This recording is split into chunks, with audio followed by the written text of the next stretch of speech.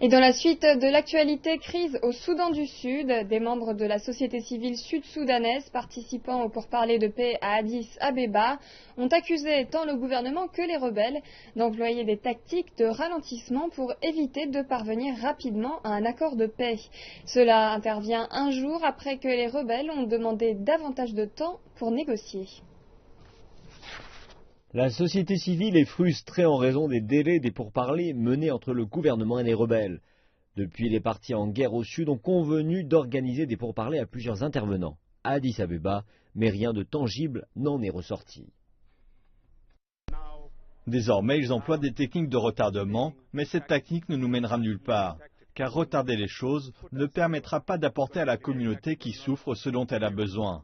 Et parce que nous avons juste besoin de paix maintenant, pas demain. En vue de trouver une solution durable à la crise au Soudan du Sud, vous devez inclure les différents participants derrière les partis en guerre. Donc je pense que c'est bénéfique au Soudan du Sud en tant que pays et au processus, parce que vous avez besoin d'entendre les opinions. Vous devez aussi écouter les griefs des citoyens ordinaires qui habitent le Soudan du Sud. Les rebelles ont demandé davantage de temps pour négocier avec le gouvernement, mais beaucoup se demandent ce qu'ils espèrent vraiment obtenir. Il est vrai que nous demandons davantage de temps. Nous demandons des discussions sur les sujets principaux et substantiels qui ont mené à la crise dans le pays. L'un concerne le droit à l'autogouvernance. Vous savez que l'IGAD et la communauté internationale posent des conditions préalables à la formation de ce qu'ils appellent le gouvernement national traditionnel. Donc nous leur disons, comment voulez-vous former un gouvernement de ce type alors que vous n'en avez pas les fondements ?